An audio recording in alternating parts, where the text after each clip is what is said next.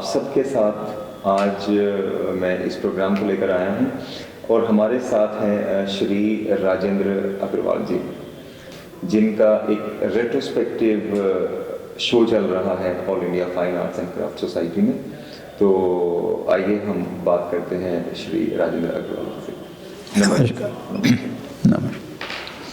Sir, आपका ये retrospective जो शो चल रहा है जी आईफेक्स में, हाँ जी। इसमें जो यहाँ पर चित्रकला प्रदर्शनी जो है, इसमें कितने सालों का आपका आर्टवर्क लगाया गया है? इस चित्र प्रदर्शनी में मैं मिनिमम 65 इयर्स का काम होगा। अच्छा, 65 इयर्स। तो इसका मतलब ये है कि आपके जो सबसे पुराने जो 60 साल 65 साल पुराने जो पेंटिंग्स थे वो इसमें देखे जा सकते हैं? उसमें देखे जाते हैं। मेरे दादाजी और दादी जी का, जो कि मैंने फॉर्मल ट्रेनिंग से पहले 1958 में जो बनाए थे, वो कैटलॉग में आप देख सकते हैं। और उस टाइम सबसे बड़ी चीज़ जो मैं फील करता था, मुझे आर्ट मटेरियल के बारे में कोई नॉलेज नहीं थी, ना ही मुझे ये मालूम होता था कि भाई ऑयल कैम्बलिन के कलर्स आते हैं, विंसेंट न्यूटन के कलर्स आते हैं। वो पोर्ट्रेट्स मैंने अपने ग्रैंडफादर और ग्रैंड मदर का ऑर्डिनरी जो कार्डबोर्ड होता है, कत्ता होता है, उसके ऊपर कोटिंग करके, और जो सफ़ेदा बोलते थे हम, जो पेंट करते थे दरवाज़ों पे, उससे बनाया है। बड़ा ऑर्डिनरी है मटेरियल था। मटेरियल के बारे में मुझे कोई ज्ञान नहीं था, लेकिन लगन थी। और आर्टिस्ट बनने की लगन मुझे जब मैं पाँचवीं या छठी में होता था, रेवाड़ी में मैं पढ़ता था। ऑर्डिनरी स्कूल था, कोई ऑर्डिनरी हिंदी मीडियम स्कूल था वो। वहाँ कोई फैसिलिटीज़ नहीं थी और न ही आर्ट को प्रमोट किया जाता था, बल्कि आर्ट को एक लो लेवल से देखा जाता था। सब बच्चों के माँ बाप यही चाहते थे कि मेरा बच्चा डॉक्टर बने, इंजीनियर बने। आर्ट की जब बात आती थी तो सब ये कहते, यार आर्ट में क्या भूखे मरना है, आपने क्या करोगे, परिवार का पालन कैसे करोगे। लेकिन मुझे बचपन से, मेरे दिल से ये था कि मैं आर्टिस्ट बनूं। सर, ये तो जो आपने जो कहानी सुनाई है बड़ी इंटरेस्टिंग लग रही है कि आपने उस वक्त पोर्ट्रेट बनाने के लिए एक कार्डबोर्ड लिया, उसको प्रिपेयर किया। तो मुझे सर थोड़ा सा आप ये बताइए कि आपको कला में जो रुचि आई, वो किस कारणों से आई? जब मैं स्कूल में पढ़ता था तो हमारे ड्राइंग टीचर जो थे वो जे स्कूल से निकले थे। रेवाड़ी एक छोटा तहसील कहलाती थी। उनको आर्ट से बड़ा शौक़ था और उनको जब हम बनाते देखते थे तो हमें भी एक अंदर से समझना होती थी कि मैं भी इस टाइप का अच्छा काम करूं। और बाई लकीली वो बड़े सिंपल हमारे टीचर थे और वो हमको प्रोत्साहित करने के लिए थोड़ा गाइड भी करते थे। और फिर उसके बाद क्या हुआ कि हम जब छोटे थे, हमारी जो मदर हैं दिवाली पर वो हुई बनाती थी, दीवार के ऊपर हुई बनाती थी। और उस टाइम में ब्रश जैसी कोई चीज़ जानता भी नहीं था, हमको भी नहीं मालूम था। एक बांस की छोटी सी तिल्ली लेके उसको क्रॉस करके और उसी से लाइनें लगती थीं। तो स्कूल से आने के बाद हम भी तोता, मैना, फ्रूट्स इस टाइप का हम बनाते थे। तो और उसके बनाने में हमें बड़ा आनंद आता था और आर्टिस्ट बनने की हमको तमन्ना थी। उस टाइम में मुलगांवकर, एस.एम. पंडित, उनके कैलेंडर होते थे, बड़े फेमस होते थे। हम उनको देख के कॉपी उनकी करते थे। उसके बाद जब थोड़े और बड़े हुए, 9th 10th में आए, तो हमने महाराणा प्रताप और गांधी जी, जवाहरलाल नेहरू, इन लोगों के हम ग्राफ लगाकर चित्र बनाते थे, जो लोगों को अच्छे लगते थे और हमको एक उत्साह पैदा करते थे, भाई आर्टिस्ट बनेंगे, हम अच्छे आर्टिस्ट हम बन सकते हैं। तो जो आर्टिस्ट बनने की कहानी है, उसके पीछे का जो कारण है, कोई खास कारण रहा या फिर जो भी आपने मुझे बताया उसी के साथ आप धीरे धीरे करके कला की कारण तो कोई नहीं बना। अंदर से एक लगन थी आर्टिस्ट बनने की। औरों को हम देखते थे, उस टाइम में हमें आर्टिस्टों के नाम भी नहीं मालूम होते थे। सिर्फ हम कैलेंडर जो घर में होते थे, जिसकी पेंटिंग लगी होती थी, कैलेंडर में भी ज़्यादातर 2 ही नाम हम देखते थे। एक मुलगांवकर होता था, एक एस.एम. पंडित होता था। तो उसको देख के लगता था देखो कितने अच्छे चित्र बनाए हैं, हम भी क्यों ना बनाए ऐसे चित्र। कॉपी की हम कोशिश भी करते थे। और जो मेरा स्टडी रूम था रेवाड़ी में, मेरा काफ़ी बड़ा स्टडी रूम था, उसका जो फ्लोर था वो चूने का बना हुआ था, लेकिन उस टाइम का जो चूना है आज के सीमेंट से ज़्यादा बेटर था। उसके ऊपर हम चाक से, जो मुलगांवकर और जो आर्टिस्ट होते थे, फ्री हैंड ड्राइंग करते थे। ड्राइंग करके फिर चाक से, या कोयले की जगह आपका क्या बोलते हैं, चारकोल की जगह हम लकड़ी का जो कोयला होता था, क्योंकि हमें ज़्यादा मालूम नहीं था मटेरियल के बारे में, हम उसी को यूज़ करके शेडिंग वेडिंग करते रहते थे। लोग तारीफ़ करते थे, हमें प्रोत्साहन मिलता था कि हम अच्छे आर्टिस्ट बन सकते हैं। तो आपके स्कूलिंग के बाद जो आपकी जो प्रोफेशनल जो क्वालिफिकेशन रही वो कहाँ से रही, वहाँ तक आप कैसे पहुँचे? स्कूलिंग के बाद, क्योंकि मैंने आपको पहले भी बताया कि हमारे जो पेरेंट्स थे, हमारी दूर दूर की फैमिली में कोई इस आर्ट के बारे में कोई नहीं जानता था। आर्ट का मतलब था पेंटर, जो साइन बोर्ड पेंटर लिखता है। रेवाड़ी में एक पेंटर थे शर्मा आर्ट्स करके। स्कूलिंग के बाद हम उनके पास चले जाते थे, उनको देखते थे बनाते हुए, लिखते हुए देखते थे, तो बड़ा अच्छा लिखता था, यार कैसी अच्छी फ़ोटो बना लेते हैं, कैसा अच्छा लिख लेते हैं। चलिए वो एक पार्ट था। स्कूलिंग के बाद हमारे जो पेरेंट्स थे उन्होंने मुझे रेवाड़ी में अहिर कॉलेज, डिग्री कॉलेज था, उसमें एडमिट करा दिया और साइंस दिला दी। FSC के हम स्टूडेंट थे, पढ़ते रहे, इंटरेस्ट नहीं था हमारा साइंस में, एक बोझ लगता था क्योंकि उसमें इक्वेशंस और वो फार्मूले होते थे, याद नहीं होते थे हमारे। फर्स्ट ईयर में हर साल वहाँ एक एग्जीबिशन होती थी, और उसके जो प्रोफेसर थे वो भी JJ स्कूल के निकले हुए थे, और बड़े अच्छे वेल ऑर्गेनाइज्ड वो एग्जीबिशन करते थे, जैसे हम दिल्ली में देखते हैं उसी स्टैंडर्ड की वो एग्जीबिशंस होती थी। फर्स्ट ईयर में हमने पार्टिसिपेट किया, उसमें हमने लॉर्ड बुद्धा को प्रीचिंग देते हुए देखा, उसकी हमने फ़ोटो बनाई, बड़ा फुल साइज़ के ऊपर 22 इंच बाई 30 इंच में हमने उसको एनलार्ज करके कलर बना के उसको भेजा। उसमें हमको सेकंड प्राइज़ मिला, उससे हमको और उत्साह मिला। तो वहाँ से मेरी शुरुआत हुई। किसी ने बताया कि नहीं, दिल्ली में भी कॉलेज है, दिल्ली में भी इस टाइप का कॉलेज है, जून में उसके फॉर्म निकलते हैं, उसका आपको टेस्ट देना होगा। मेरा यहाँ एक फ्रेंड रहता था, मैंने उसको रिक्वेस्ट की, मैंने कहा भाई इस तरह से इस महीने में आप जाना, दिल्ली पॉलीटेक्निक होता था उस टाइम में, कि एक फॉर्म लेके मुझे भेज देना। उन्होंने, मेरे फ्रेंड ने फॉर्म लेके मुझे रेवाड़ी भेज दिया, मैंने फिल करके भर दिया। भरने के बाद डेट आई कि भाई आपको इस डेट पर कॉन्टेस्ट के लिए आना है। उस फॉर्म में क्या था कि 3 टेस्ट लेती थी आर्ट डिपार्टमेंट, 3 टेस्ट लेता था। एक लेता था कंपोजिशन, टाइटल होता था, एक होता था स्टिल लाइफ, और एक होता था जनरल नॉलेज। हमें स्टिल लाइफ का मतलब नहीं मालूम होता था। हमने एक से पूछा भाई स्टिल लाइफ क्या होती है? उन्होंने कहा भाई आपके आगे कप प्लेट और कुछ लगा देंगे, ड्रेप लगा देंगे, वो आपको बनाना होगा। मैंने उसको कहा, मैंने कहा यार फिर हमको कोई फिक्र नहीं, तो हम मॉडल बोलते हैं इसको। अच्छा, ये स्टिल लाइफ हुई। फिर हमने पूछा भाई कंपोजिशन क्या होता है? कंपोजिशन हम समझते थे, क्योंकि हम स्कूल पहले पढ़ते थे, भाई कंपोजिशन का मतलब होता है रेलवे प्लेटफॉर्म आ गया, बस स्टैंड आ गया, उसके ऊपर आपने राइटिंग लिखना है। बोला नहीं, वो आपको सब्जेक्ट देंगे, आपने ड्रॉ करना है। मैंने कहा चलो ये भी हमने मालूम कर। फिर कहते हैं जी एक जनरल नॉलेज का होगा। जनरल नॉलेज में क्या होगा? पहले हम जनरल नॉलेज का मतलब समझते थे, who is prime minister, who is president of India, so and so. वो बोला है ऐसा नहीं होगा, आर्ट के बारे में होगा। आर्ट के बारे में क्या होगा जी? वो गैलरी का पूछेंगे, आर्टिस्ट के बारे में पूछेंगे। तो उन्होंने कहा हमें तो कुछ मालूम नहीं, आर्ट दिल्ली में आर्ट गैलरीज कहाँ पर हैं, कौन आर्टिस्ट हैं बड़े, हमें तो कुछ नहीं मालूम। कहता कोई बात नहीं, आप 1 घंटा पहले जब टेस्ट होगा उससे 1 घंटा पहले आ जाना। वहाँ बच्चे होंगे जो ट्यूशन करते हैं, उनके पास नोट्स होते हैं, वो आप नोट्स देख लेना। क्योंकि उस टाइम में हमारी इंग्लिश अच्छी थी, क्योंकि इंग्लिश साइंस थी हमारे पास, इंग्लिश में हमारा पेपर वेपर तो होता। तो हमने कहा एक दफ़ा पढ़ लेंगे तो हो जाएगा।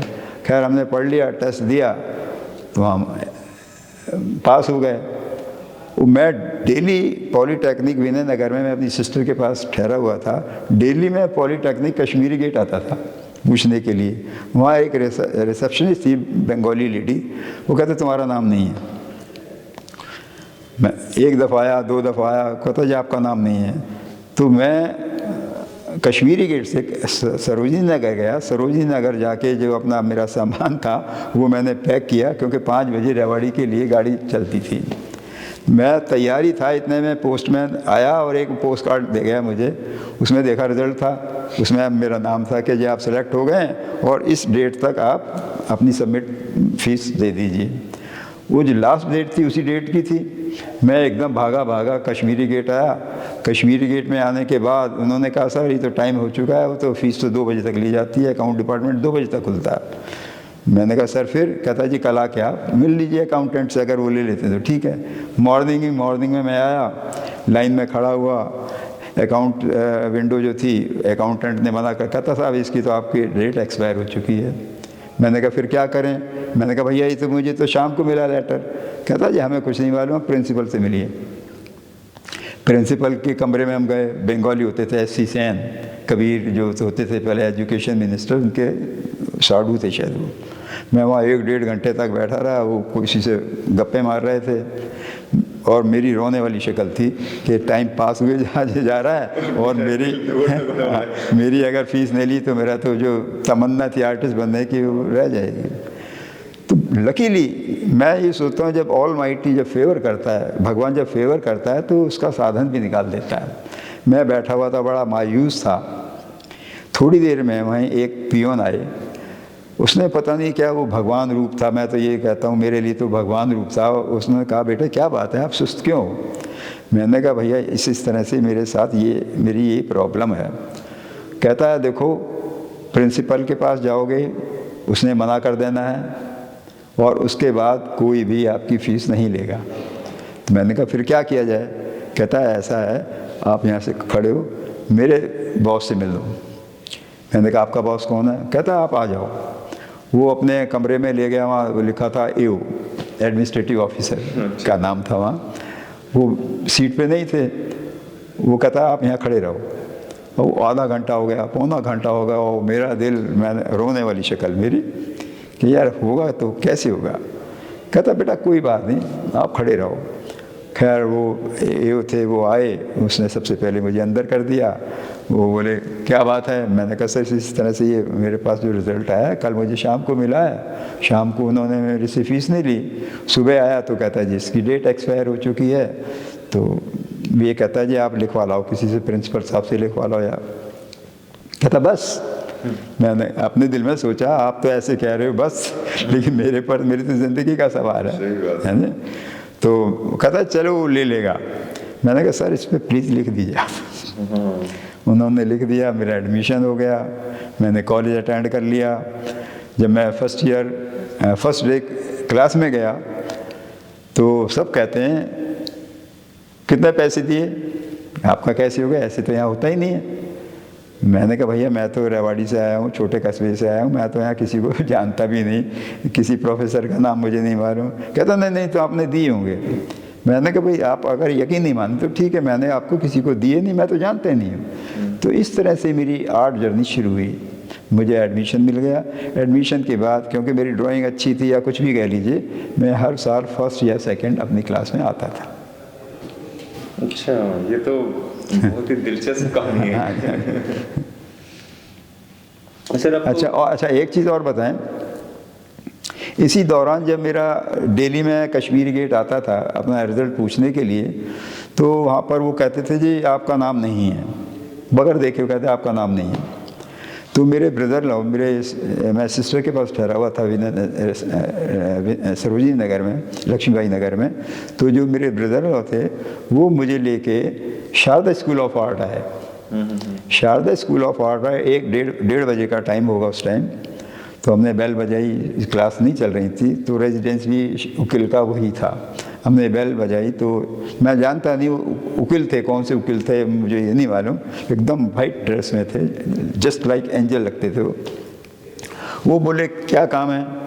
तो मेरे ब्रदर जी ने कहा भाई ये बच्चा है, ये आर्टिस्ट का कोर्स करना चाहता है। तो कहता अच्छा मुझे एक चीज़ बताओ, आप एज ए हॉबी इसको आर्टिस्ट बनाना चाहते हैं या प्रोफेशनल आर्टिस्ट बनाना चाहते हैं? तो ब्रदर ने कहा सर जब कोर्स करेगा तो प्रोफेशनली होगा, इसी से इसकी रोज़ी रोटी चलेगी, इसकी ज़िंदगी तो इसी से चलेगी। कहता है मैं आपको फिर एडवाइस नहीं करता, हमारे पास आर्टिस्ट आते हैं, बच्चे आते हैं, इनकम होती नहीं है, सुसाइड कर लेते हैं। तो कहता है अगर आप प्रोफेशनल आर्टिस्ट बनाना चाहते हैं तो मैं आपको एडवाइस करूँगा आप इस लाइन में इसको बच्चे को मत डालिए। अच्छा। तो हम वहाँ से फिर वापस आ गए। तो उसने तो इतना आसानी से कह दिया, लेकिन मेरे दिल में ये था कि मैं अब आर्टिस्ट नहीं बन सकता। तो ये जब आपने कॉलेज के लिए फॉर्म भर दिया था, उसी दौरान की बात है, उससे पहले की बात है? उसी दौरान की बात है, रिजल्ट आने वाला था, मैंने पेपर दे दिए थे कॉलेज ऑफ आर्ट में। उस टाइम में दिल्ली पॉलिटेक्निक का आर्ट डिपार्टमेंट कहलाता था, कश्मीरी गेट में होता था, जहाँ पहले किसी ज़माने में सेंट स्टीफन कॉलेज होता था और आजकल वहाँ इलेक्शन हेड ऑफिस है। उस बिल्डिंग में हमारी क्लासें चलती थी। तो मैंने फिर कमर्शियल आर्ट सब्जेक्ट चुना और मैं डे में, क्योंकि मैं इवनिंग में था, डे में मैं फ्री सर्विस मैंने कहीं नहीं, बाई चांस फ्रीलांस में करता था। सर्विस के लिए मैंने इफ़को का काफ़ी काम किया, स्टील अथॉरिटी का काफ़ी काम किया, मेरे पास काफ़ी कंपनियां थी, उनका मैं फ्रीलांस करता था। JWT का भी मैंने फ्रीलांस किया। वो सर्विस, वो कहता जी सर्विस कर लीजिए, मैंने कहा सर्विस मैं 9 बजे नहीं आ सकता। तो मैंने सर्विस कहीं नहीं की। इफ़को का मैंने काफ़ी काम किया। इफ़को ने मुझे ऑफ़र किया कि हमको ज्वाइन क्यों नहीं कर लेते, क्योंकि मैं उस टाइम में एक इन्विटेशन का फूलपुर प्रोजेक्ट था, फूलपुर प्रोजेक्ट में इंदिरा गांधी के नाम पर उन्होंने शुरू किया था इफ़को ने, जो फर्टिलाइज़र बनाने का प्लांट लगाया था, उसका सारा कैंपेन का डिज़ाइनिंग मैंने किया था। अच्छा। फूलपुर प्रोजेक्ट कहलाता है वो। तो इन्विटेशन कार्ड के मैं 500 रुपये ले लेता, तो 500 रुपये उस टाइम में सारी सैलरी होती थी। क्योंकि हम इवनिंग में पढ़ते थे, डे में हम सब सर्विस करते थे, सुबह 8 बजे निकलते थे, रात के 10 बजे घर पहुंचते थे। हमने एक ग्रुप बनाया याल, जिसका वो था यंग आर्टिस्ट लीग। उसमें हमने 6 अपने जो सीनियर थे, हमारे सीनियर नहीं थे, हमारे क्लास वाले तो एक MK पुरी भी थे उसके अंदर। हमने एक ग्रुप बनाया और उसकी हम हर साल दिल्ली में, आपका बॉम्बे में और अलग अलग सिटी में हमने काफ़ी एग्जीबिशनें की। और लकीली हम किसी को जानते नहीं थे आर्ट में, एग्जीबिशन करते थे और by the bless of God हमारी पेंटिंग सेल हो जाती थी और हमारा सारा पढ़ाई का खर्चा पेंटिंग से हम निकल जाता। और अच्छा मेरे पास अभी आप कैटलॉग देखेंगे, कमेंट्स हैं केशव मलिक जी के, चैतन्य जी के, मिस्टर KL कॉल के, आप देखेंगे उसमें उनके कमेंट्स हैं 1964, 65 के लास्ट में देखिए। अब सर जो अपना जो आर्ट वर्क है, हाँ जी, आपने प्रोफेशनली एक ग्राफिक डिज़ाइनर की तरह, कमर्शियल आर्टिस्ट की तरह आपने काम किया, तो आर्ट को और अपनी पर्सनल लाइफ को आपने कैसे बैलेंस किया? देखिए दिक्कतें तो आई इसमें, क्योंकि आपको मालूम है आर्टिस्ट की लाइफ जो स्टार्टिंग लाइफ होती है बड़ी हार्ड लाइफ होती है। उसको ना तो सपोर्ट मिलती है कहीं से, क्योंकि अगेंस्ट फैमिली ने हम अपना प्रोफेशन चुना है, तो उसमें दिक्कतें आई। लेकिन दिक्कतें आई चली गई, मेहनत की, सारी रात हम डिज़ाइनिंग करते थे, फ़ोटोग्राफी का भी मुझे शौक़ था, प्रिंट भी मैं बनाता था, टेबल टॉप का। तो दिक्कतें आई, लेकिन उन दिक्कतों को हमने कभी महसूस नहीं किया, खुशी से हम एंजॉय करते थे। और by the grace of God मैं ये कहूँगा, हमने किसी के आगे ऐसा नहीं किया। इवन कभी कोई ऐसा मौका आया कि आपने सोचा हो कि मैं आर्ट को छोड़कर कोई दूसरी फील्ड ज्वाइन करूं? ऐसी भी स्टेज आई हमारी फैमिली में, 1-2 दफ़ा ऐसी स्टेज आई, वो बोले कि साइड बाय साइड ये आप शुरू कर दो। हमारी फैमिली में जो बिजनेसमैन थे वो कहते आप हमारे साथ आ जाओ। कुछ दिन किया मैंने, उनके साथ काम किया, लेकिन टेम्परामेंट मुझे नहीं मिला, तो मैंने छोड़ दिया होगा। आर्ट नहीं आया मैं। अगर मैं शुरू में अगर होता तो हो सकता मैं और काफ़ी राइज कर सकता था। बीच में ब्रेक हुआ मेरा, बिज़नेस किया, लेकिन बिज़नेस में मुझे वो टेम्परामेंट, क्योंकि वहाँ आप जानते हैं बिज़नेस में क्या क्या करना पड़ता है, वो मेरे जहन में नहीं है। तो आर्ट के अलावा कुछ और इंटरेस्ट है आपके? हाँ, आर्ट के अलावा है, मुझे शौक तो हेमोपैथिक में भी है, एस्ट्रोलॉजी में भी है। तो मैं खाली टाइम में एस्ट्रोलॉजी की बुक्स भी मेरे पास काफ़ी हैं, उसकी भी स्टडी कर लेता हूँ मैं।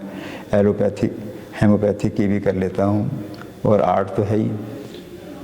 कभी मतलब आपने जो आपके जो दूसरे हॉबी हैं, इंटरेस्ट है, उनको आपने आर्ट के साथ मिलाने की कोशिश की?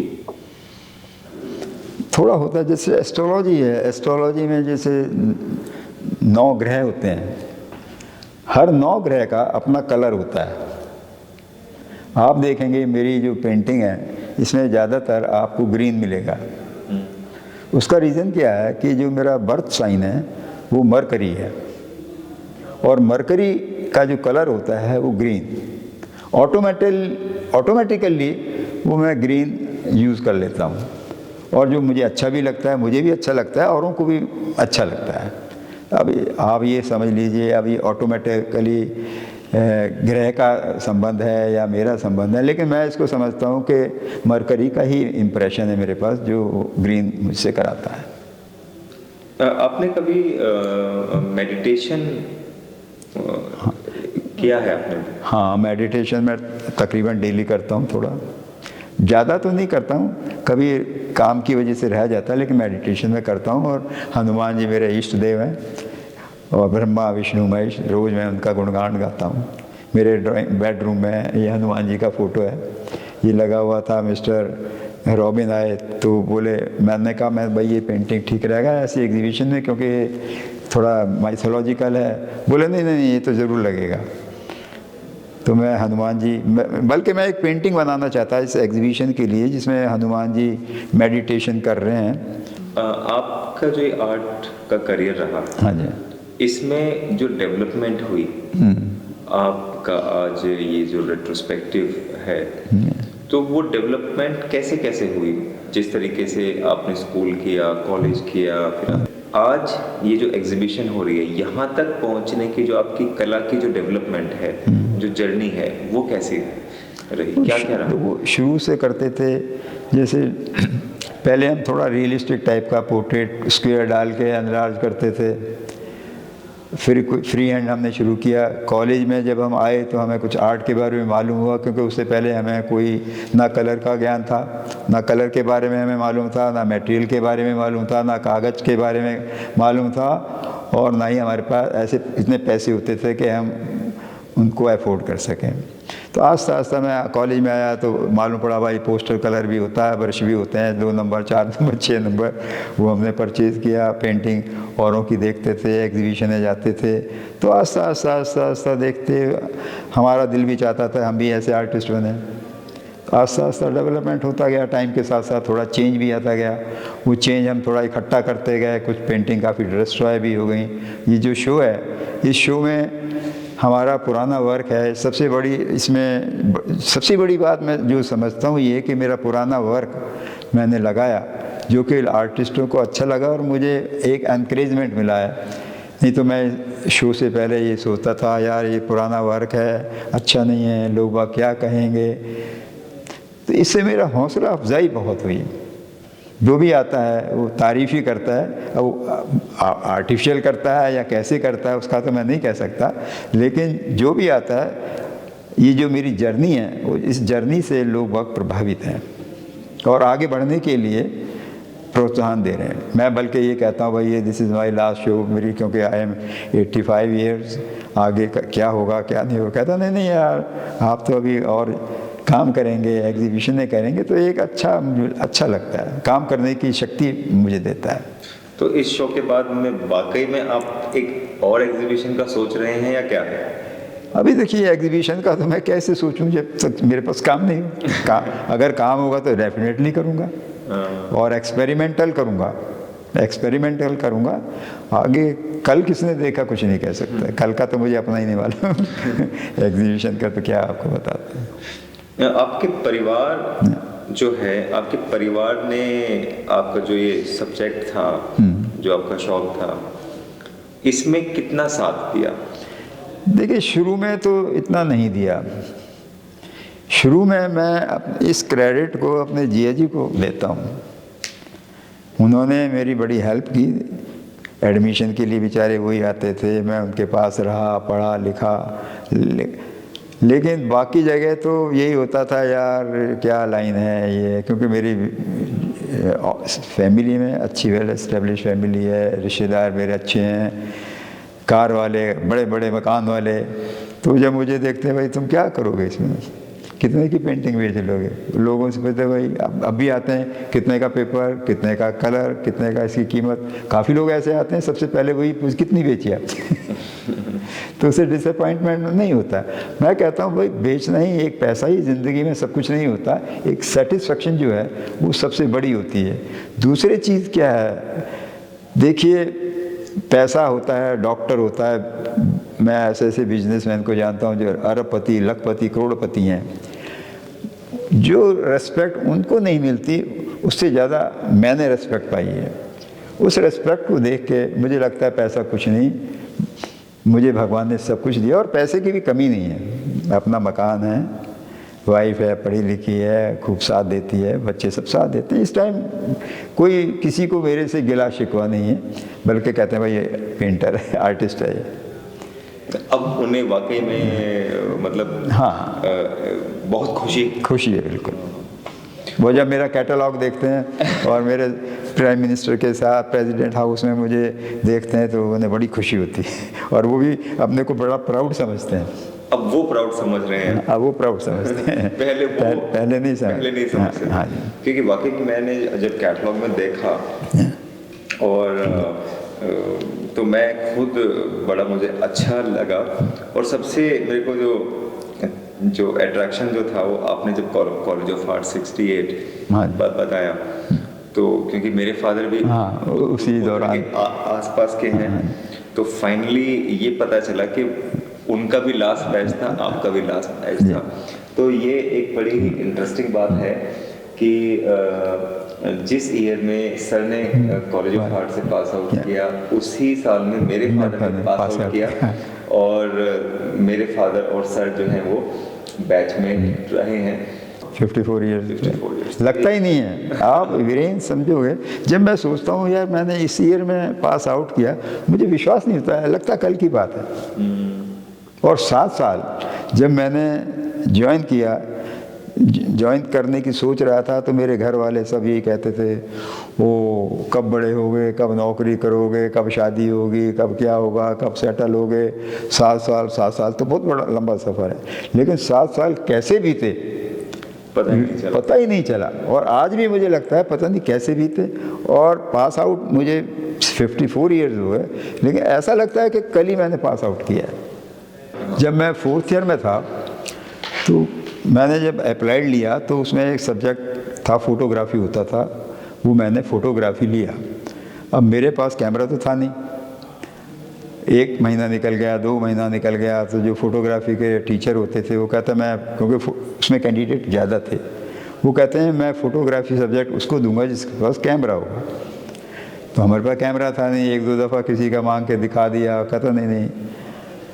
वो बोले देखो इस डेट तक, मैंने कहा सर ऐसा है, मुझे आप दिसंबर तक का थोड़ा चांस दे दीजिए।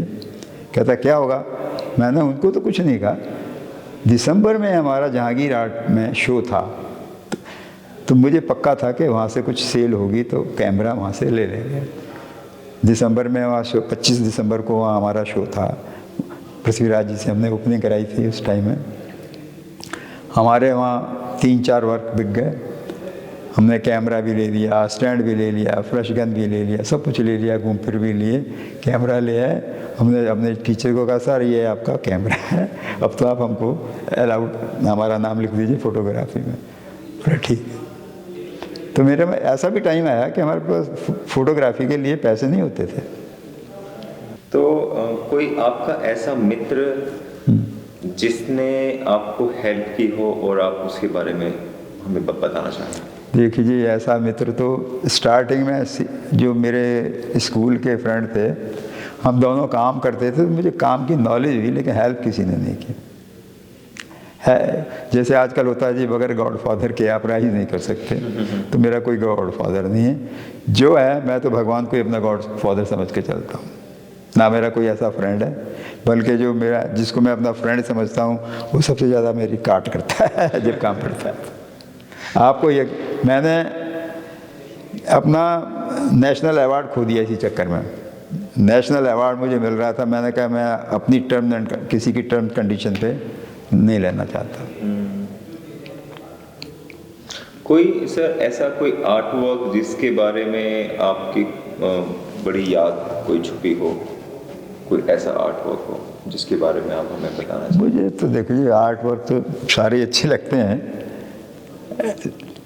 क्योंकि मैं माइथोलॉजिकल अगर चलूँ तो मैं तो फिर इष्ट देव को, अपने हनुमान जी मेरे इष्ट देव। लेकिन मैं पेंटिंग में ज़्यादातर इसमें अच्छी भी हैं ख़राब भी हैं, और मैं ये देखता हूँ कि सबका अपना, अब जैसे ये सामने स्प्रिंग है, ये मुझे बहुत अच्छी लगती है, क्योंकि इसमें जो कलर है ना स्प्रिंग का, वो मुझे लगता है साक्षात एटमॉस्फेयर है। ऐसे ही कुछ पानी के हैं, लगता है पानी चल रहा है, इसमें मूवमेंट नज़र आती है मुझे इसके। बाकी तो सबकी अपनी अपनी पसंद होती है जी। जो ये गैलरी है all India fine art and craft society, इसके साथ आपका नाता कैसे जुड़ा? इसका नाता, ये भी एक कहानी है। ईयर मुझे याद नहीं है, पता नहीं 66 होगा 65 होगा। यहाँ एनुअल एग्जीबिशन है, जैसे अब आजकल भी होती हैं, एनुअल एग्जीबिशन थी यहाँ पर, उसमें मैं पार्टिसिपेट करता था। 66 या 64, पता ईयर मुझे याद नहीं क्या है। उसमें मैंने पेंटिंग दी थी, वो कॉलाज टाइप की, इसके अंदर है, मैं आपको दिखाऊं। वो वर्क मेरा यहाँ सेलेक्ट हुआ। सेलेक्ट हुआ तो मिस्टर MS रणधावा यहाँ के प्रेसिडेंट होते थे, और कमिश्नर भी थे वो। आपका जो चंडीगढ़ है, चंडीगढ़ में ज़्यादा जो जितना भी डेवलपमेंट है, मैं उन्हीं को वो देता हूँ कि उन्हीं की वजह से ये आपका रोज़ गार्डन, रॉक जो है, वो सारा उन्हीं की वजह से बना है। वो म्यूज़ियम के लिए परचेज़ भी करते थे, म्यूज़ियम और आर्ट गैलरीज़ के लिए। तो एनुअल एग्जीबिशन में जो मेरी पेंटिंग थी वो उनको अच्छी लगी, उन्होंने वो मेरे चंडीगढ़ म्यूज़ियम के लिए परचेज़ की। उस टाइम में उसकी कीमत 600 रुपये थी, तो उस टाइम मेरे लिए तो 600 रुपये भी काफ़ी अच्छी अमाउंट मैं मानता था। तो वो सेल हो गई 600 रुपये में। जब 600 रुपये का चेक आया तो मिस्टर भगत होते थे, टाइपिस्ट होते थे उस टाइम में, तो जब मैं वो चेक के लिए यहाँ पर आया, क्योंकि यहाँ से लेटर आया कि भाई आप किसी से पेंटिंग हो गई है और वो आप अपना पैसा ले लीजिए। जब मैं यहाँ पर आया तो मिस्टर भगत, SS भगत, जो बाद में सेक्रेटरी थे, उन्होंने कहा भाई अग्रवाल ऐसा है, तुम्हारा पेंटिंग का पैसा आ गया है, तो ये 600 रुपये का है, हम चाहते हैं कि आप हमारे मेंबर बन जाओ। 300 रुपये मेंबरशिप थी उस टाइम में, और बोला 300 रुपये हम आप मेंबरशिप के आपके रख के आपको मेंबर बना के, और बाकी के आपको हम दे देंगे।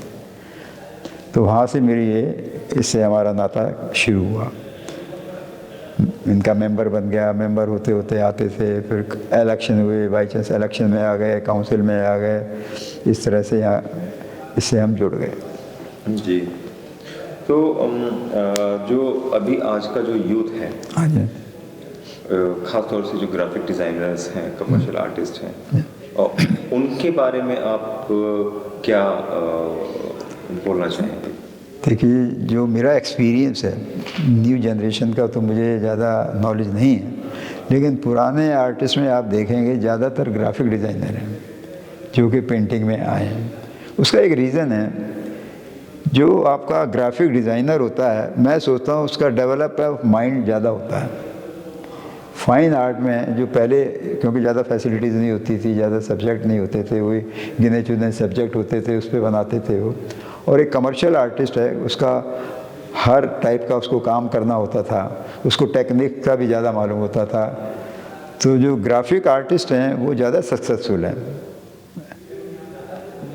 अब भी मैं देखता हूँ जो फाइन आर्टिस्ट हैं ना, उनको टेक्नोलॉजी के बारे में इतनी नॉलेज नहीं होती जितना एक ग्राफिक डिज़ाइनर को होती है। Graphic means commercial art, commercial art, not that graphic, हाँ, कमर्शियल आर्ट, अप्लाइड आर्ट। ये मिस्टर परमजीत हैं, कृष्णा आहूजा, ये सारे ग्राफिक वाले हैं। हमें और काफ़ी सारे हैं, जो जिनका नाम है काफ़ी सारे ग्राफिक में हैं। तो सर आपसे बात करके हमें बहुत अच्छा लगा और हम कोशिश हम ये उम्मीद करेंगे कि जो आपका जो एक और शो हम देखें और उसमें हम और आपके साथ बैठकर बात करें। मैं चाहूँगा आपकी विशेष पूरी हो और मैं अपने आप को बहुत बड़ा समझूंगा अगर मेरा शो होता है आप लोगों की विशेष से ही होगा, ऑलमाइटी से होगा, उसकी अगर ऊपर मेरे पर ब्लेसिंग होगी तो डेफिनेटली होगा। वो मुझे ऐसी हेल्थ दे जिससे मैं काम कर सकूं, अच्छी अच्छी पेंटिंग बना सकूं, यही मेरी प्रार्थना है आपसे भी और भगवान से भी। जी sir, thank you very much sir, आपने अपना समय दिया। Thank you. तो दर्शकों, हमने बात की श्री राजेंद्र अग्रवाल जी से। आपने उनके जो जीवन की यात्रा रही 65 साल की, आपने उसके बारे में सुना और साथ ही साथ हमने आपको इस एग्जीबिशन को भी दिखाया। मुझे उम्मीद है कि आपको ये शो पसंद आया होगा, रेट्रोस्पेक्टिव, और हम एक दूसरे प्रोग्राम में जल्दी ही आपसे मिलेंगे। नमस्कार। नमस्कार, आपका बहुत बहुत धन्यवाद, आपने टाइम निकाला। Thank you. Thank you.